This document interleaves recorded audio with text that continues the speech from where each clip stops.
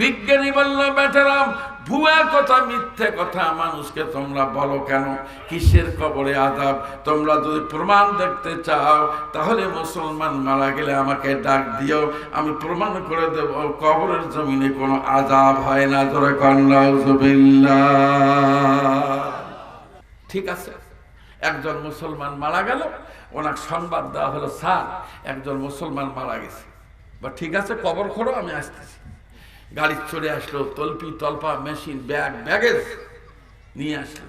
আসি মুসলমান লাশ যখন কবরে, তখন আস্তে করে সিসি ক্যামেরা কবরে রেখে লাশ দাফন করে ওই তারের মাধ্যমে মেশিন দিয়ে ফটো তুলে বসে আছে, দেখা যাচ্ছে লাশ পড়ে আছে। কবরে আযাব হবে কিনা তো এখান থেকে দেখা যাবে। কথা বোঝেন নাকি? হ্যাঁ, মুসলমানও দেখতেছে, বিধর্মিত আছে। আমার ভাইরা, 1 মিনিট যায়, 2 মিনিট যায়, 5 মিনিট যায়, 10 মিনিট যায়, কবরের মধ্যে কোনো আযাব নাই। এইবার বিজ্ঞানী অট্টহাসি দিয়ে বলল, মুসলমানরা কি হলো? আমি তো বলছি কবরে কোনো আযাব হয় না, তোমরা ডাটের মাথায় বলো কবরে আযাব হয়। এবার দেখো তো কবরে কোনো আযাব আছে নাকি? বলে তাই নাকি? বলে জি হ্যাঁ। এ মুসলমানরা চিন্তা পড়ে গেলে এটা কেমন কথা? সোনার ভাইয়েরা, আল্লাহর কুদরতি নিজাম বোঝা বড় মুশকিল। সময় দিয়েছেন 10 মিনিট, বিজ্ঞানী সময় নাও, বোঝো। আরো বোঝার টান দিলাম। 10 মিনিটের মাথায় হঠাৎ করে কবরের একটা কানির থেকে এক প্রকার কালো ধোঁয়া আস্তে আস্তে বের হয়ে কবরটা অন্ধকার হয়ে গেল। চোখের পলকে একটা সাউন্ড হয়ে, একটা শব্দ হয়ে তারটা ছিঁড়ে গেল। এমন একটা বিকট শব্দ হলো যে বিকট শব্দের কারণে সমস্ত মুসলমানরা ঠিকই আছে, ওই বিজ্ঞানী বেটা বেহুশ জমিনে পড়ে গেল। একটানা 7 ঘন্টা পর্যন্ত জমিনে বেহুশ। জোরে কান সুবহানাল্লাহ। রেজাল্টটা হলো, আমাদের দেশে এক সময় ঘুষ চলত কম, এখন বাংলাদেশে ঘুষ চলে। এই যুবক কথা বলো, কলেজে পড়ো, ইউনিভার্সিটিতে পড়ো, আমি তোমার ওস্তাদ লেভেলের লোক, আমি একজন প্রফেসর। টাইট মতো বসো, একটি কথা হাতছাড়া করবে না। দাদুরা রেজাল্ট কি? ঘুষ ছিল আগে কম, এখন দাদু কথা বলেন, এখন বেশি। আরো টাটকা রেজাল্ট দেখেন, আমার দিকে তাকান। এক সময় আমাদের বাংলাদেশের মা বোনেরা পথে চললে মাথায় ঘোমটা দিত, ঠিক কিনা? আর এখন ঘোমটা তো নাই, গায়ের জামাটা পর্যন্ত 6 ইঞ্চি, পেটের চামড়া, পিঠের গোস্ত, মাথার চুল সব খোলামেলা।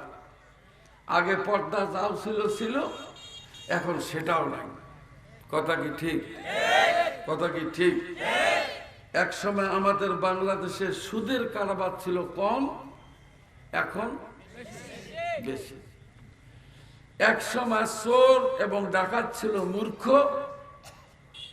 এখন চোর ডাকাত হলো, বলেন বলেন বলেন, শিক্ষিত। হিসেব করে দেখি, এই যে বক্তৃতাগুলো করলাম, ইল গেল কোন ফাঁক দিয়ে? কথা বুঝতেছেন? দাদুরা কথা বলেন, ভয়ের কারণ নাই, বক্তৃতা আছে, আমি তো আছি। দাদু কি শোনাবো? হায়রে, এই গলাটা কি এমনি থেরথেরা হয়েছে? এবছরও বক্তৃতা ছিল আমার 47টা ডিস্ট্রিক্টে। করোনা ভাইরাসের কারণে বেকায়দা পড়ছি। এই আমার ভাইরা হিসাব করে দেখি, রেজাল্ট 00। না কি কর, না কি কর, চলেন তো। এই যে বক্তৃতাগুলো যে এভাবে করি, রেজাল্ট যে 00, এর কারণটা কি?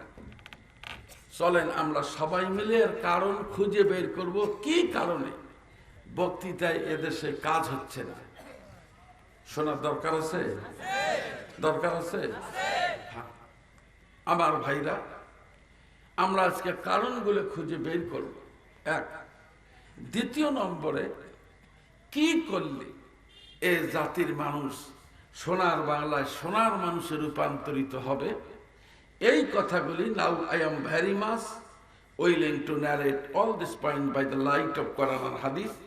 এই কথাগুলি আমি কোরআন হাদিসের মাধ্যমে আপনাদের সামনে উপস্থাপন করব আপ টু ওয়াইসেস অফ আল্লাহ। আল্লাহ যদি তৌফিক দেন, সকলে বলেন আমিন। সবাই বলতে হবে আমিন। আমি মনে করি this is my personal idea note. আমার ব্যক্তিগত চিন্তা চেতনা মত এবং মন্তব্য হলো, আমার এই বক্তৃতা আপনি আওয়ামী লীগ করেন, আল্লাহর কসম আপনার শোনা দরকার। আপনি বিএনপি করেন, আপনার শোনা দরকার। আপনি জাতীয় পার্টি করেন, শোনা দরকার। কারণ আওয়ামী লীগ, বিএনপি, জাতীয় পার্টি, জাসদ, বাসদ, খাসদ যাই হন, কিন্তু মানুষ যদি আপনি না হন, কবরে যাবেন না। গেলে মহা বিপদ ঘটবে কপালে। ফেরেস্তা जब जिज्ञासा सवाल की जाएगा कि बेटा जल्दी बता तार रब कौन है, তোমার রবকে। আর আপনি যদি বলেন আমি আওয়ামী লীগের লোক, চামড়া থাকবে? কথা বলেন না কেন? বলেন থাকবে? চলেন আমরা কেমনে ভালো মানুষ হব, এই কথাগুলি আমরা সংক্ষেপে right method of application accordance to Quran আর হাদিস, এই কথাগুলি আমরা আলোচনা করব। একজন ভালো মানুষ হব। তৈয়ার আছেন ইনশাআল্লাহ?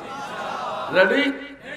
লিল্লাহি তাকবীর, লিল্লাহি তাকবীর, লিল্লাহি তাকবীর। বাস। আল্লাহ নবীর বয়স 25 বছর। দাদুরা জবাব দিবেন কত বছর? উনি একটা বিয়ে করলেন। বলতে পারেন সে আম্মাজানের বয়স কত? Thank you very much. ভালো জানেন? বলতে পারেন আম্মাজানের নাম কি? জি, খাদিজাতুল কুবরা। সুবহানাল্লাহ। রাসূলের বয়সের থেকে কতদিন বড়? 15 বছর। আমার বড় ভাই যেন ওয়াজ করে গেল, চোরের মন পুলিশ পুলিশ। 40 বছরের বিধবা মানুষ, বুড়ি টাইপের মানুষ বিয়ে করলো টাটকা নওজোয়ান।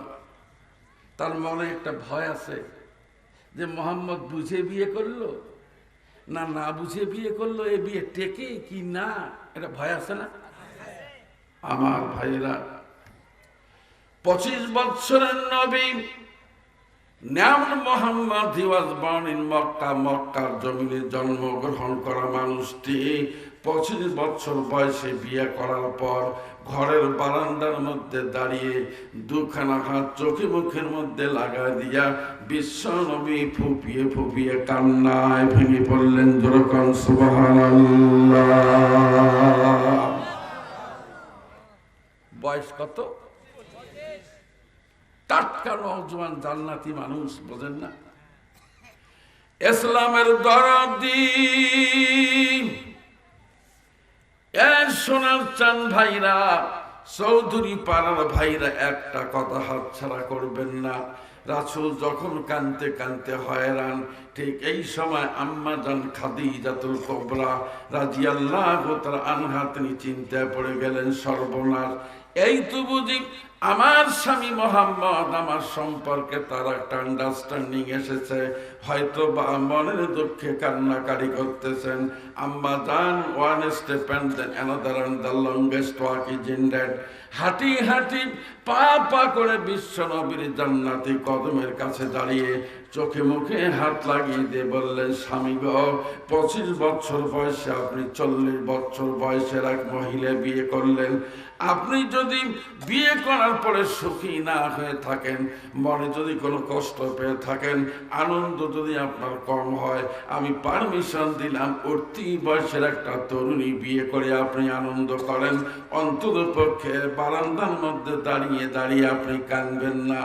আল্লাহ নবী ডান হাত খানা চোখের থেকে মুখের থেকে তুলে নিয়া আম্মা জান খাদিজাতুল কুবরার মাথার মধ্যে দিয়ে বললেন, Khadija, don't be sadden, don't be thinking any moment second. একটা সেকেন্ডের জন্য তুমি কোনো চিন্তা করো না। এ আমার খাদিজা, 25 বছর বয়সে বিয়ে করেছি, ঘরের বারান্দার মধ্যে কাঁদতে কাঁদতে আমি অস্থির। আমি কেন কাঁদতেছি? ধৈর্য ধারণ করো, কান্নার কারণ আমি তোমাকে খুলে খুলে বলবো। যেরকম সুবহানাল্লাহ। আমার ভাইরা, ভাষা বুঝতে কোনো সমস্যা? কোনো সমস্যা কিচ্ছু নাই, টাইট মতো বসেন। হ্যাঁ, সিটার দিয়ে দেড় ভর্তি। মৌলবি দেখলে মেজাজ গরম, আছে না নাই? এরকম আছে না নাই? অপেক্ষায় থাকেন, সিটারের পুরো বায়োডাটা আপনাদের সামনে পেশ করা হবে। আমার ভাইয়েরা, আল্লাহ নবী বললেন, খাদিজা কেন কাঁদতেছি? কান্নার কারণ আমি তোমাকে একটার পর একটা বলি। তার প্রথম নম্বর শোনো, আজকে মক্কার জমিনে গরিবের বাড়িতে যদি সুন্দরী মেয়ে থাকে, প্যারাগানো বিউটি, হাসিনাতুন জামিলাতুন জেদ্দান, গরিবের বাড়িতে যদি কোনো সুন্দরী মেয়ে থাকে, তুমি জানো না খাদিজা, ওই বাড়ির মধ্যে ধনীর ছেলেরা ঢুকে পড়ে, অথবা নেতার ছেলেরা ওই বাড়িতে ঢুকে পড়ে, খামসা দিয়ে ধরে টানা হেঁচড়া করে বাড়ি থেকে টান দিয়ে বের করে নেওয়ার পর এরপরে পাহাড়ের পাদদেশে দিনে দুপুরে কয়েকজন যুবক এক জায়গায় হয়ে গরিবের মেয়েটাকে ধর্ষণ করে দেয়।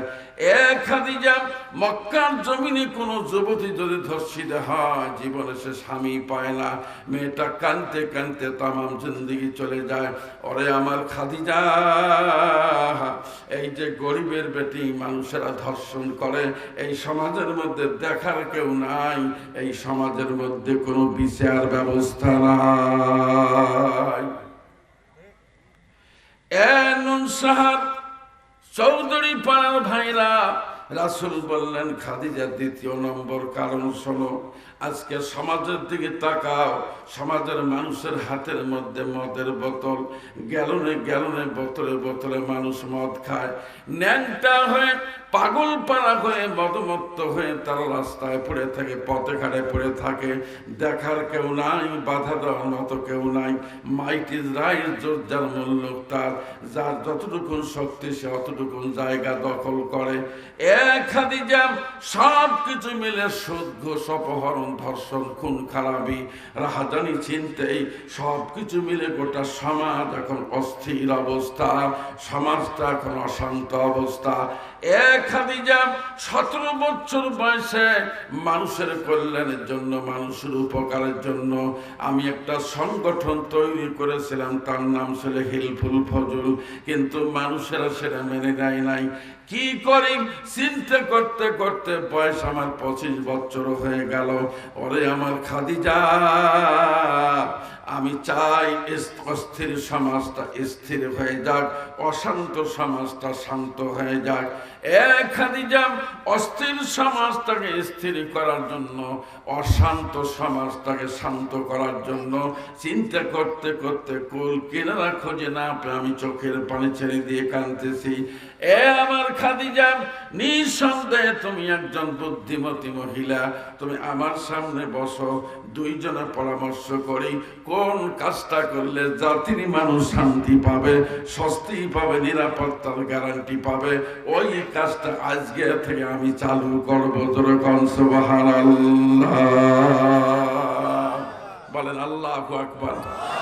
জোর হলো না, জোরে জোরে জোরে জোরে। কথা কি পরিষ্কার হচ্ছে? শুনতেছেন? হ্যাঁ। আবল তাবল কথা শুনে কি করবেন? চলেন একটা দিক নির্দেশনামূলক কথা বলি এবং শুনি, সিদ্ধান্ত নেই। আমার ভাইরা, লম্বা করি না, আম্মা জান খাদিজাতুল কুবরা রাদিয়াল্লাহু তাআলা আনহা, তার কবরটা হলো মক্কায়। দোয়া করেছেন 2 টাইমস আমি মক্কার জমিনে গিয়েছি, আম্মা জানের কবরের পাশে দাঁড়িয়ে জিয়ারত করার সুযোগ আমার হয়েছে। এখন সেই সুযোগ নাই, গভর্নমেন্ট বেড়া দিয়ে বন্ধ করে দিয়েছে, যাওয়ার কোনো কায়দা নাই। সোনার চাঁদ ভাইরা, আল্লাহ নবী খানা কাবা থেকে 3 কিলোমিটার দূরে একটা পাহাড় আছে, যেই পাহাড়টার নাম হলো জাবালে নূর। রাসূল জাবালে নূর নামক পর্বতের গুহার মধ্যে বসে ধ্যান করা শুরু করলেন, আরাধনা করেন, উপাসনা করেন।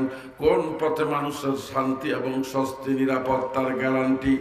আল্লাহ নবীর বয়স 40 বছর 1 মাস কয়েকদিন, অথবা অন্য বর্ণনা পাওয়া যায় রাসূলের বয়স যখন 40 বছর 6 মাস কয়েকদিন, সে সময়টা রমজান মাস। রব্বুল আলামিন তার কুদরতি পার্লামেন্ট, সেখান থেকে তার একজন স্পেশাল মেসেঞ্জার হযরতে জিবরাইল তাকে ডাক দিয়ে বললেন, Jibrail, urgent as possible go to Makkah, যত দ্রুত সম্ভব তুমি মক্কার জমিনে চলে যাও। খানায় কাবা থেকে 3 কিলোমিটার দূরে একটা পাহাড় আছে যার নাম জাবালে নূর। ওই পাহাড়ের উপরে গিয়ে দেখো একটা গর্ত আছে, ওই গর্তের মধ্যে আমার একজন বন্ধু বসে গবেষণা করে, তার নাম মুহাম্মদ। এ জিবরাইল, এক্ষুনি তুমি দৌড়াও, এই পৃথিবীর মানুষগুলোকে শান্তি দেওয়ার জন্য, স্বস্তি দেওয়ার জন্য আমি আল্লাহ রব্বুল আলামিন আজকে থেকে পবিত্র কোরআনুল কারীম নাজিলের ধারা আজকে থেকে চালু করব। যখন সুবহানাল্লাহ, আল্লাহু আকবার বলেন বলেন বলেন, আল্লাহু আকবার। পরিষ্কার একটা হিসাব, কোরআন নাজিলের ধারা চালু হয়ে গেল। আমার আল্লাহ বলছেন, নবী চিন্তা করো না, চিন্তার কোনো কারণ নাই। আল্লাহু ইয়াদউ ইলাল জান্নাতি ওয়াল মাগফিরাতি বিইذনিহি ওয়া ইউবাইয়িনু আয়াতিহি লিন-নাসি লাআল্লাহুম ইয়াতাযাক্কারুন। আল্লাহু আকবার। জোরছে জোরছে বলনা চাই আল্লাহু আকবার। আল্লাহ বললেন, নবী মানুষ পাপাচারী, মানুষ গুনাহগার, অন্যায়কারী মানুষ, ঘুষখোর, সুদখোর, মহিলা মানুষ বেপরদায় ঘরে, মানুষেরা সগীরা কবিরা গুনার কোনো তোয়াক্কা করে না, পরোয়া করে না। ও নবী, আমার পবিত্র কোরআনুল কারীম নাজিলের ধারা আমি চালু করলাম, তুমি বলে দাও আমার পবিত্র কোরআনুল কারীমের মাধ্যমে মানুষকে আমি 2টা পথে ডাক দিলাম। প্রথম নম্বরে আমি আল্লাহ মানুষ তৈরি করেছি, এই মানুষগুলোকে জান্নাত দেওয়ার জন্য আমার কোরআনুল কারীমের মাধ্যমে আমি আল্লাহ তাদেরকে জান্নাতের দিকে ডাক দিলাম। জোরে কোন সুবহানাল্লাহ, আল্লাহু আকবার। হলো না ভাইজান? জোরে জোরে জোরে।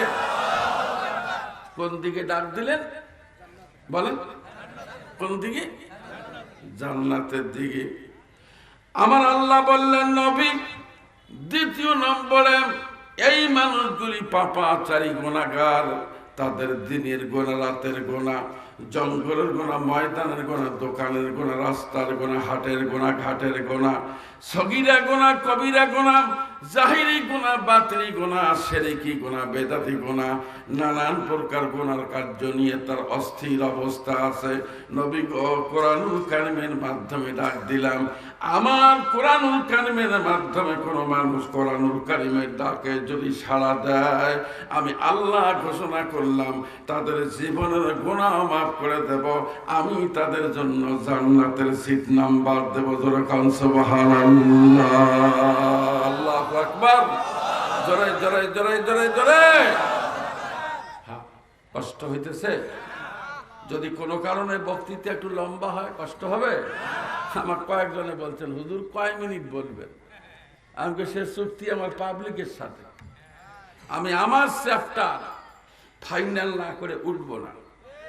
কারণ জীবনে নুন সাহারের লোক আমাকে দাওয়াত দিবে কিনা আর কোনো গ্যারান্টি আছে? আর দিলেও আমি আসতে পারবো কিনা তার কোনো গ্যারান্টি আছে?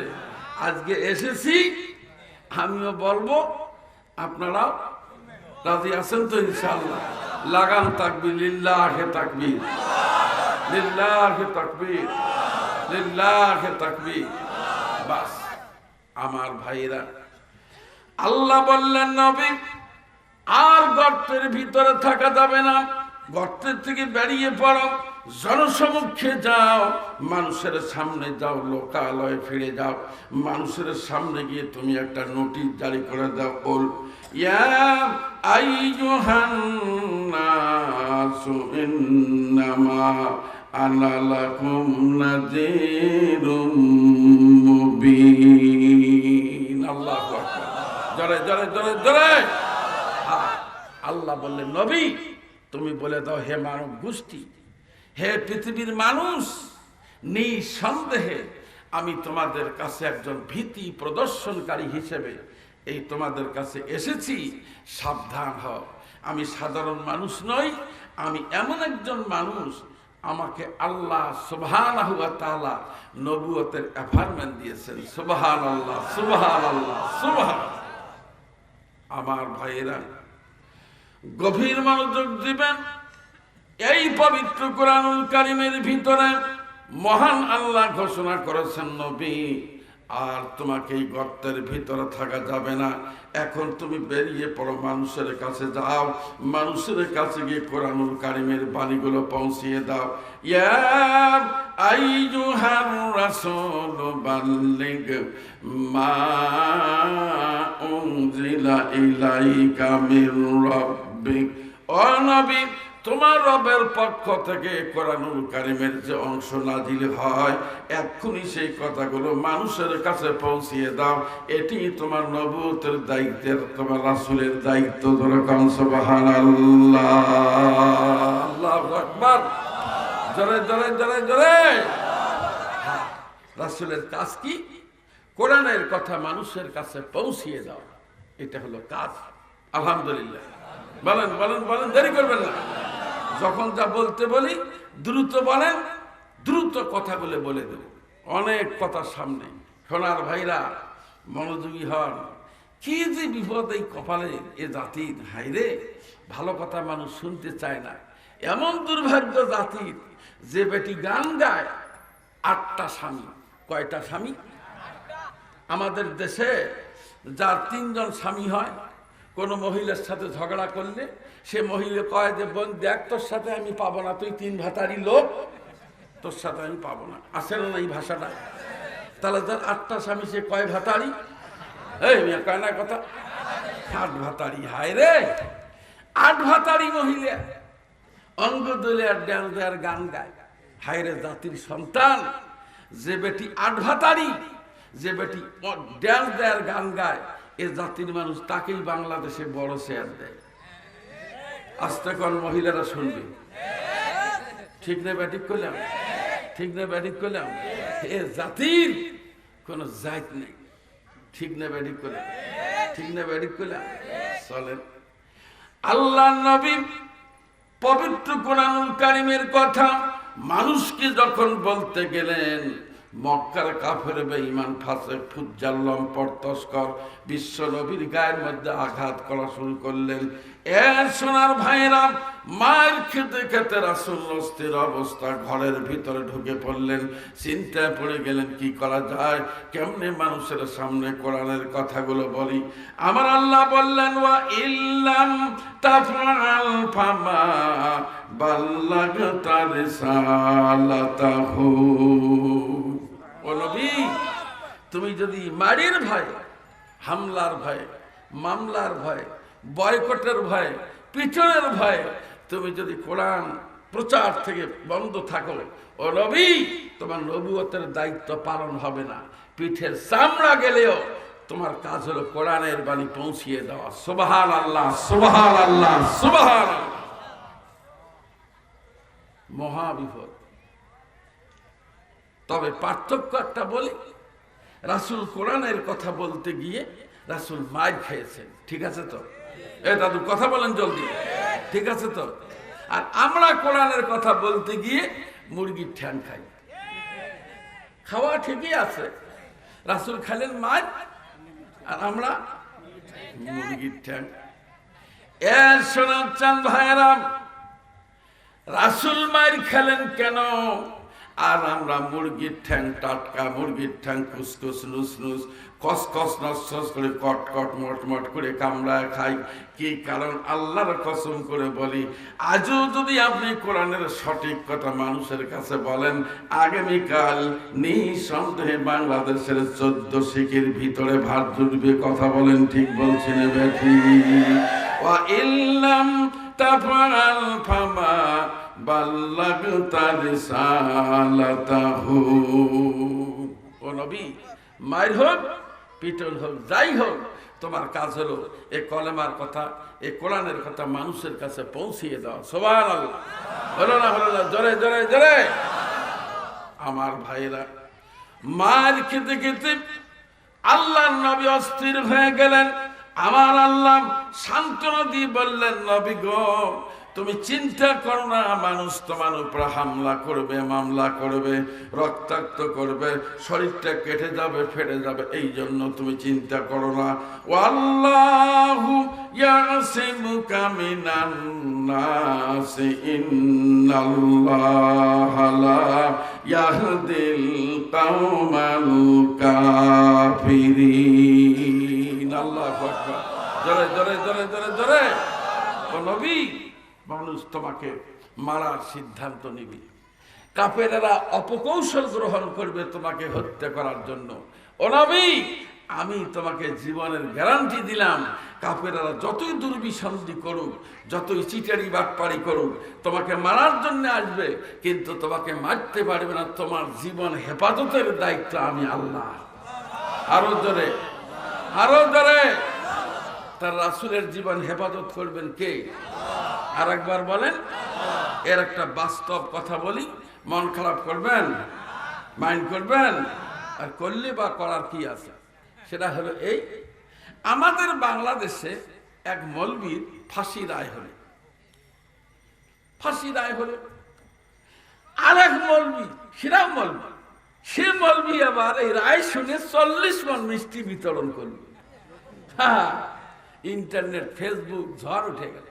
এক মৌলবীর ফাঁসি, আর এক মৌলবীর মিষ্টি বিতরণ। এটা পাগল না ছাগল? হ্যাঁ, এটা কি না মাথা গোল? কি এটা মানুষ না রোহিঙ্গা? কি হে দাদু, কয় মণ মিষ্টি? 40। আমার ভাইরা, পারস্যের কবি পরিষ্কার করে বলে দিয়েছে, নাকি বামর গেহাওয়া মাহি দেহাত বন্দেগারা দৌলত শাহিদে হাত আস্তানে সা বেরবাকির মা কোতে দাঁত হামজে ইউনুস লুকমাজি বা কোতে দাঁত বেপিদার ফারসন্দে পায়দা ও কোনাদ তেফলেরা দরমাদে গুনিয়া ও কোনাদ খোদা ওয়াহদা হুকানে হি হায় নজির ওহি হায়ালা কুল্লি শাইইন কাদির। বোঝেন না? না বোঝেন সুবহানাল্লাহ করেন। এ দাদুরা, জীবন নষ্ট করার মালিক কে? তারপরে শোনেন, যে মৌলবীর ফাঁসি রায়, পরবর্তী কোর্টে ফাঁসি রায় ক্যান্সেল, কিন্তু যে মৌলবী মিষ্টি বিতরণ করলো, আল্লাহর কাম দেখেন। এ সোনার চাঁদ ভাইরা, বাংলাদেশে একটা গান আছে, একটা নয় অনেকগুলি গান। তার শিল্পীদের নাম হলো শিল্পী আব্দুল আলিম। পল্লী গীতি জগতের মুকুটহীন সম্রাট শিল্পী আব্দুল আলিম বলছেন, কি বলিব সোনার চাঁদের রে, কি বলিব রে, কি বলিব সোনার চাঁদ রে, কি বলিব। যে মৌলবী মিষ্টি বিতরণ করলো খুশির ঠেলায়, এমন অকাম করলো, নিজের ছাত্রী নিজে ধর্ষণ করলো।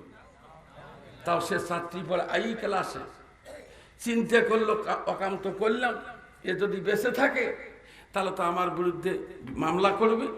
কেরোসিন তেল গায়ে ঢেলে দিয়ে দিল পোড়া, মরে গেল। এ সোনার চাঁদ ভাইরাম, এই সেই বেটা মাওলানা সিরাজউদ্দৌলা মৌলবী নামের কুলাঙ্গার আমার ভাইরা, যে মৌলবীর ফাঁসি হওয়ার কথা রায় ক্যান্সেল, আর এই মৌলবী অকাম করার পর বাংলাদেশ কোর্ট হাইকোর্ট তারই বিরুদ্ধে ফাঁসি রায়ের হুকুম করলো। যেরকম সুবহানাল্লাহ। ইকাদে কুদরত দাদি হরসে কাহিয়া কোনি মুর্দারা বে জানে বখশি জিন্দারা বে জাকুনি। সুবহানাল্লাহ। কোন কোন কোন কোন কোন? হ্যাঁ, কষ্ট পাইতেছেন? কোনো কষ্ট নাই, টাইট মতো বসেন, কথা আছে। এইবার সামনে চলে। রাসূলের কাজ কি? রাসূলের কাজ হলো কোরআনের কথা মানুষের কাছে পৌঁছিয়ে দাও। মায়ের খেতে খেতে অস্থির। ঠিক এই সময় মহান রব্বুল আলামিন স্পেশাল মেসেঞ্জারের মাধ্যমে তার নবীর কাছে একটা দাওয়াতের কার্ড পাঠায় দিলেন। নবীজি, আর মক্কার জমিনে তোমার থাকা যাবে না, কিছুদিনের জন্য আমার আরশের মধ্যে দাওয়াত নিয়ে আসো, আমি আল্লাহ তোমাকে নবুয়তের প্রশিক্ষণ দেব। তার মানে সংক্ষেপে বলি, মেরাজ ঘটনা সংঘটিত হলো। আল্লাহ নবী মেরাজের মধ্যে গেলেন। মেরাজ করতে গিয়া আপনারা জানেন আল্লাহর দরবারে তার দীর্ঘ সময় আলোচনা হলো। নবুয়ত সম্পর্কে, শরীয়ত সম্পর্কে একটা দিক নির্দেশনা প্রশিক্ষণ দিলেন আল্লাহ। প্রশিক্ষণ যখন শেষ, মহান আল্লাহ তার নবীকে বললেন, নবীজি, urgent as possible go to a native land, যত দ্রুত সম্ভব এবার স্পেশাল বাইকে উঠে তুমি তোমার দেশের মধ্যে চলে যাও। আমি যা সিস্টেম বলে দিলাম, এই সিস্টেমে তুমি দুনিয়ার জমিনে গিয়ে মানুষকে প্রশিক্ষণ দাও। আল্লাহ নবী, আল্লাহ রাব্বুল আলামিন আরশের মধ্যে বসে কান্না ভেঙে পড়লেন। চিন্তার মধ্যে পড়ে গেলেন, হারে এই তো এখন যাব, আবার মাস শুরু হয়ে যাও, আবার তোমাকে লোকজন পিটাবে। কানতে কানতে হয়রান, যখন অস্থির অবস্থা, তখন আল্লাহ নবী ঘোষণা করলেন, আল্লাহ গো, আমার উম্মতকে আমি কন্ট্রোল করতে পারবো না, তারা জাহান্নামের আগুনে জ্বলবে। কয়জন মানুষকে জাহান্নাম থেকে বাঁচাবো, কয়জন মানুষকে কিয়ামতের ময়দানে আমি শরবতের পেয়ালা হাতে তুলে দেব। আয় আমার আল্লাহ, কি করব, মানুষগুলোকে কি করব, দিশা পাই না, কোনো ঠিক ঠিকানা পাই না। আল্লাহ বললেন, নবী, দ্রুত গতিতে দেশে ফেরত চলে যান। ফেরত চলে যাওয়ার পর তোমার উম্মতে মুহাম্মদীকে একটা শুভ সংবাদ দিয়ে দাও। তোমার উম্মতে মুহাম্মদীরা পৃথিবীর জমিনে কোনো মানুষ যখন দুইটা কাজ করবে, দিনাজপুরের সোনার ভাইরা টাইট মতো শুনে যান। আল্লাহ বললেন, পৃথিবীর জমিনে কোনো মানুষ যখন দুইটা কাজ করবে, আমি আল্লাহ রাব্বুল আলামিন কিয়ামতের ময়দানে তাদের অভয় দেব। তাদের ভয় থাকবে না, তাদের কোনো চিন্তা থাকবে না, সরাসরি আমি তাদেরকে আমার জান্নাতের সিটে পৌঁছায় দেব। ধরে কোন সুবহানাল্লাহ, আর জোরে জোরে বলেন সুবহানাল্লাহ। আল্লাহু আকবার। জোর হলো না, জোর হলো না, আল্লাহু আকবার। জি, কি সেই কথা, কি সেই কথা, সেই কথা বলার জন্য আমি সেই সূরা থেকে একখানা আয়াত পড়েছি। এই সূরাটি নাজিল করেছে, সূরাটার নাম সূরা যুখরুফ। মুফাসসিরিনে কেরাম বলেন দুইটা বর্ণনা পাওয়া যায়। তার মধ্যে একটা বর্ণনা হলো আল্লাহ পাক এই সূরাটি মক্কায়ও নয়, মদিনায়ও নয়, এই সূরাটি আল্লাহ আকাশে নাজিল করলেন। আরশে নবীকে দিয়ে বললেন, নবী, সূরাটা নিয়ে দুনিয়ায় চলে যাও, এটা তোমাকে হাদিয়া দেওয়া হলো। সুবহানাল্লাহ, সুবহানাল্লাহ, সুবহানাল্লাহ। এই পাশে আপনাদের হাফিজিয়া মাদ্রাসা, এখানে উঠছিলাম, ছোট্ট একটা ছেলে আমার জন্য দুইটা পান আনলো মিষ্টি জর্দা দিয়ে। আমি কয়, হুজুর, আপনার জন্য পান আনছি হুজুর। বললাম, ভালো কথা, ছুঁয়ে দেবে। পরে এক প্যাকেট বিস্কুট এনেছে 10 টাকা দিয়ে। হুজুর, এই বিস্কুটটা খান হুজুর। দেখ বেটা, তুমি ছোট মানুষ, বিস্কুট এনেছো গেছে, হুজুর বাড়ি নিয়ে দেখাবে হুজুর। বিস্কুট প্যাকেট আমার বিট কেসে নিলাম, ছোট মানুষ শখ করে দিয়েছে, নিয়ে আসলাম। ছোট মানুষ কি বুঝলো আমি এত বড় একটা মাপের মানুষ, আমার দেয় হাদিয়া 10 টাকা দামের বিস্কুট, নিয়ে থুয়ে আসলাম। দাদু, আল্লাহ হাদিয়া দিলেন এমন একটি হাদিয়া, এই বিস্তারিত বলার সুযোগ আজকে আমি নেব না, বলারও সুযোগ নাই। সংক্ষেপে বলে আল্লাহ বললেন, নবী, চিন্তা করো না, তোমার উম্মতকে বলো, তোমার উম্মতেরা কাজ করবে দুইটি, আমি আল্লাহ ওকে জান্নাত দেব, ওর বউটাকে ফাও জান্নাত পাঠাবো। সুবহানাল্লাহ, সুবহানাল্লাহ, সুবহানাল্লাহ। হয়তো অনেকে ভাবতে পারেন হুজুর বউ আবার ফাও জানা, জি জি জি, উদখুলুল জান্নাত আনতুম ও আজওয়াজুকুম, আল্লাহ বলবেন তোমরাও বেহেশতে যাও, বউগুলো সাথে নিয়ে যাও। সুবহানাল্লাহ সুবহানাল্লাহ, মেয়ে বলেন না কেন? এটা কি ছোট কথা মনে করতেছেন? চলেন তো কি কি দুইটা কাজ আমরা একটু আলোচনা করি, না কি বলেন? হ্যাঁ জি আমার ভাইরা, আমার আল্লাহ বলেন নবী কাজ দুইটির কথা বলে দাও। আল্লাযীনা আমানু বিআয়াতিনা ওয়া কানু মুসলিমিন। আল্লাহু আকবার, জোরে জোরে জোরে জোরে।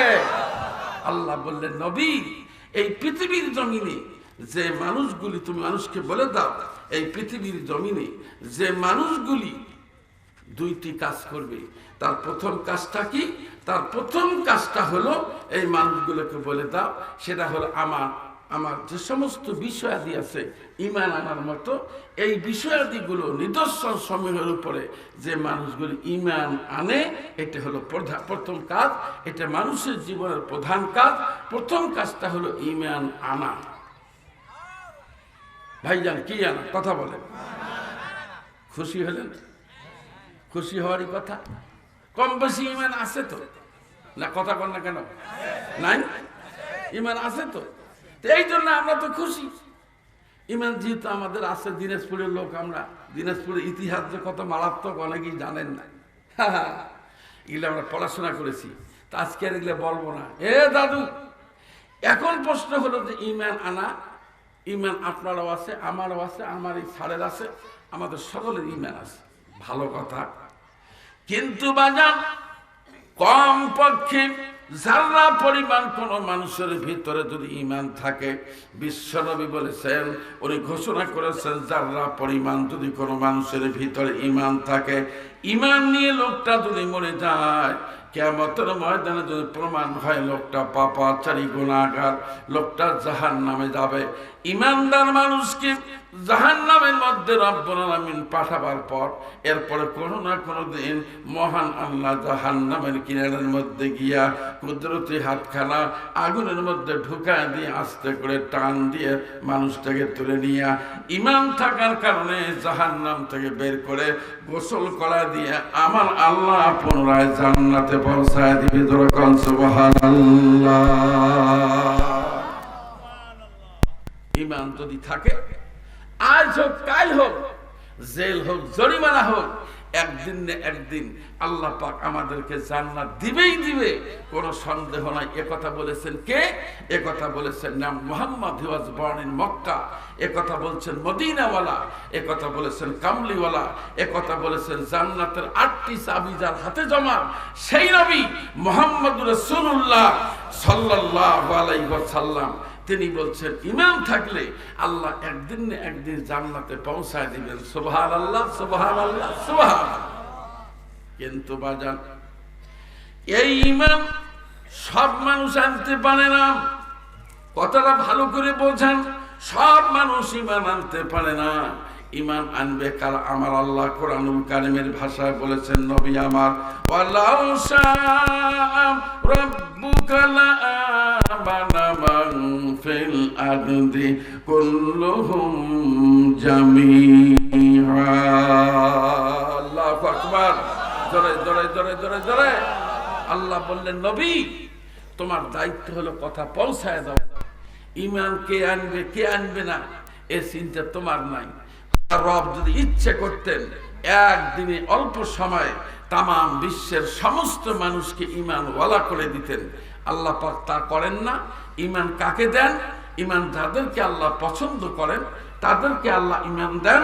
এবং আল্লাহ বলেন ঈমান ওই ব্যক্তি আনতে পারে যার প্রতি আল্লাহর ঈমান আনার ইশারা থাকে, তিনি শুধু ঈমান আনতে পারে। সুবহানাল্লাহ বলেন, নিঃসন্দেহে বলেন সুবহানাল্লাহ। এটার প্রমাণ কি? টাটকা প্রমাণ দেব। আমেরিকায় যখন ডোনাল্ড ট্রাম্প প্রেসিডেন্ট, এখন তো জো বাইডেন, তা ডোনাল্ড ট্রাম্প যখন কেবল প্রেসিডেন্ট হলো, এই সময় আমেরিকার একজন বিজ্ঞানী ডাটের মাথা একটা লম্বা গলাবাজ বেটা একটা লেকচার দিল। বলল যে আমি তো আল্লাহ পরকাল মানি না, তা মুসলমানরা একটা ভুয়া কথা বলে, কবরে নাকি আযাব হয়। উনি ঘোষণা করলেন যে মুসলমানরা যে কথাটা বলছে এটা টোটাল ভুয়া, এটা একটা বাজে কথা, এটা মিথ্যে কথা, কবরে আযাব বলতে কোনো জিনিস নাই। এ কথা বলল কে? আমেরিকার বিজ্ঞানী। কে বলল ভাইজান বল? আমার ভাইয়েরা, আমেরিকার মুসলমানরা খেপে গেল।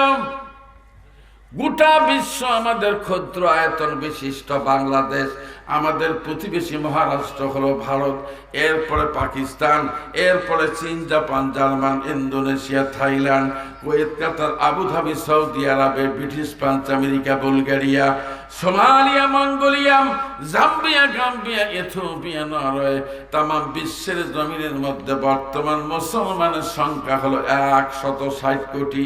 160 কোটি মুসলমান একযোগে মেজাজ গরম করে দাঁড়িয়ে গেল।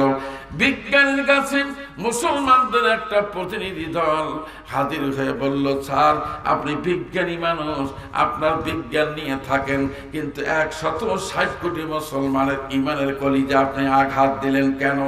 বিজ্ঞানী বলল, বেটারাম, ভুয়া কথা, মিথ্যে কথা মানুষকে তোমরা বলো কেন? কিসের কবরে আযাব? তোমরা যদি প্রমাণ দেখতে চাও তাহলে মুসলমান মারা গেলে আমাকে ডাক দিও, আমি প্রমাণ করে দেব কবরের জমিনে কোনো আযাব হয় না। জোরে কন্যা নাউযুবিল্লাহ। ঠিক আছে, একজন মুসলমান মারা গেল, ওনার সংবাদ দেওয়া হলো, স্যার একজন মুসলমান মারা গেছে। বা ঠিক আছে, কবর খোঁড়ো, আমি আসতেছি। গাড়ি চলে আসলো, তলপি তলপা, মেশিন, ব্যাগ, ব্যাগেজ নিয়ে আসলো। আসি মুসলমান লাশ যখন কবরে, তখন আস্তে করে সিসি ক্যামেরা কবরে রেখে লাশ দাফন করে ওই তারের মাধ্যমে মেশিন দিয়ে ফটো তুলে বসে আছে, দেখা যাচ্ছে লাশ পড়ে আছে। কবরে আযাব হবে কিনা তো এখান থেকে দেখা যাবে। কথা বোঝেন নাকি? হ্যাঁ, মুসলমানও দেখতেছে, বিধর্মিত আছে। আমার ভাইরা, 1 মিনিট যায়, 2 মিনিট যায়, 5 মিনিট যায়, 10 মিনিট যায়, কবরের মধ্যে কোনো আযাব নাই। এইবার বিজ্ঞানী অট্টহাসি দিয়ে বলল, মুসলমানরা কি হলো? আমি তো বলছি কবরে কোনো আযাব হয় না, তোমরা ডাটের মাথায় বলো কবরে আযাব হয়। এবার দেখো তো কবরে কোনো আযাব আছে নাকি? বলে তাই নাকি? বলে জি হ্যাঁ। এ মুসলমানরা চিন্তায় পড়ে গেলে এটা কেমন কথা? সোনার ভাইয়েরা, আল্লাহর কুদরতি নিজাম বোঝা বড় মুশকিল। সময় দিয়েছেন 10 মিনিট, বিজ্ঞানী সময় নাও, বোঝো। আরো বোঝার টান দিলাম। 10 মিনিটের মাথায় হঠাৎ করে কবরের একটা কানির থেকে এক প্রকার কালো ধোঁয়া আস্তে আস্তে বের হয়ে কবরটা অন্ধকার হয়ে গেল। চোখের পলকে একটা সাউন্ড হয়ে, একটা শব্দ হয়ে তারটা ছিঁড়ে গেল। এমন একটা বিকট শব্দ হলো যে বিকট শব্দের কারণে সমস্ত মুসলমানরা ঠিকই আছে, ওই বিজ্ঞানী বেটা বেহুশ জমিনে পড়ে গেল। একটানা 7 ঘন্টা পর্যন্ত জমিনে বেহুশ। জোরে কোন সুবহানাল্লাহ। ওয়া মা কানা লিনাফসিন আন তুমিনা ইল্লা বিইজনিল্লাহ। আল্লাহু আকবার। জোরে জোরে জোরে জোরে জোরে। বেহুশ হলো কে? তাও সাহস পেলেন না বলা? বিজ্ঞানী। কয় ঘন্টা? হুশে ফিরল। বিজ্ঞানী বলে, আমি কোথায়? বলল, স্যার আপনি তো মেডিকেলে। আমি এখানে কেন? বলে, আপনি কেন তো আমরা বলবো কেমনে? আপনিই ব্যাখ্যা দেন, আপনি এখানে কেন? আমার ভাইরা, বিজ্ঞানী বলল, হায় রে, I am not able to stay in this place. 1 সেকেন্ডের জন্য থাকতে রাজি নাই। তাড়াতাড়ি করে গাড়িতে চলে আমেরিকার বড় মসজিদে নিয়ে যাও, ইমাম সাহেবের দেখা করব, আমি 2টা কথা বলবো। ইমাম সাহেবের কাছে গেলে পাগড়ি বাঁধা ইমাম সাহেব জিজ্ঞাসা করলো, বিজ্ঞানী তোমার হালত কেন? চিৎকার করে বলছেন, হুজুর আমি বলছিলাম কবরের জমিনে কোনো আযাব হয় না। এটা বিজ্ঞান দিয়ে, মেশিন দিয়ে প্রমাণ করতে গিয়া আমি সেখানে আযাব দেখেছি। এরপর এমন একটা বিকট শব্দ, এই শব্দ আমি 7 ঘন্টা পর্যন্ত বেহুশ ছিলাম। 1 সেকেন্ড দেরি করবো না, বলেন হুজুর এটার ব্যাখ্যা কি হতে পারে, আপনি আমাকে জানায় দেন। হুজুর টাইট মতো পাগড়ি বেঁধে বলল, বলল বিজ্ঞানী। কে বলছে তুমি বিজ্ঞানী? তুমি একজন অজ্ঞানী মানুষ। আল্লাহ বলছেন ওয়াল্লাহু আম্বাতাকুম মিনাল আরদি নাবাতা সুম্মা ইউঈদুকুম ফিহা ওয়া ইখরিজুকুম ইখরাজা। আল্লাহু আকবার। জোরে জোরে জোরে জোরে জোরে। আরে বেটা, মানুষকে তৈরি করেছেন আল্লাহ, উদ্গত করেছেন আল্লাহ মাটি দিয়ে। সোনার দাদুরা বলেন কি দিয়ে? ফর্সা হন, কালো হন, মোটা হন, চিকন হন, খাটো হন, লম্বা হন, প্রেসিডেন্ট হন, চকিদার হন, ড্রাইভার হন, হেল্পার হন, তাসাড়ু, জুয়ারু, মদারু, মোসারু, রাজরানী, চাকরানী, পতরানী, যে কোনো রানী হন, এ ভাইরা তৈরি কি দিয়ে? আরো জোরে স্বীকার করেন কি দিয়া? এ কথা কি আপনার আমার? কার? জি, মাটি দিয়ে মানুষ বানান। মাটি দিয়ে মানুষ বানাবার পর এই মানুষগুলোকে অক্সিজেন দিয়ে, নিঃশ্বাসের বরাদ্দ দিয়ে, হার্টের বিট দিয়ে, রক্তের সঞ্চালন ক্রিয়া দিয়া, রক্তের কণিকে দিয়ে মহান আল্লাহ জীবিত রাখেন। এর সোনার ভাইরাম, দুনিয়ার জমিনে লোকটা ঘোরাবার ফেরাবার পর এরপরে মানুষটাকে আমার আল্লাহ একদিন হায়াতের বাতি নিভায়া দেন। আমার আল্লাহ বলেন মাটি দিয়ে তৈরি করা বান্দাকে আমি মাটির মধ্যে ফিরিয়ে নেই। যেরকম সুবহানাল্লাহ। মিনহা খালাকনাকুম, বলেন বলেন, মিনহা খালাকনাকুম ওয়া ফিহা নুঈদুকুম ওয়া মিনহা নুখরিজুকুম তারাতান উখরা। আল্লাহু আকবার। তার মানে আল্লাহ তৈরি করলেন যা দিয়ে, ওতে আবার ফেরত নেন। ও বিজ্ঞানী, মাটির জাতি রাজি আছো না নাই? আসি। বলে মল্লি কি শেষ? আল্লাহ বলছেন তৈরি করেছি, তোর বিচার করব। তোর বিচার করব যেদিন master of the day of judgement, যেদিন বিচার দিবসের মালিক হবেন আল্লাহ, ওই দিন তোর বিচার হবে। বেটারে, বাঁচার বুদ্ধি নাই। আমেরিকার বিজ্ঞানী বলল তাই হুজুর, 1 সেকেন্ড দেরি করবেন না, গোসল করান, কলেমা পড়ান, তামাম জিন্দেগি আমি আল্লাহকে খুঁজে বেড়াবো। সুবহানাল্লাহ, সুবহানাল্লাহ, সুবহানাল্লাহ। কথা পরিষ্কার? তাহলে বুঝে গেল এত বড় গাদ্দার, এত বড় বেয়াদবকে আল্লাহ ইমান তুলে দিয়েছেন কায়দা করে, যে বিজ্ঞানী তোর বিজ্ঞানের পাওয়ার কতটুক দেখ, এক শব্দে বেহুশ। সুবহানাল্লাহ করেন, বলেন বলেন বলেন, সুবহানাল্লাহ বলেন।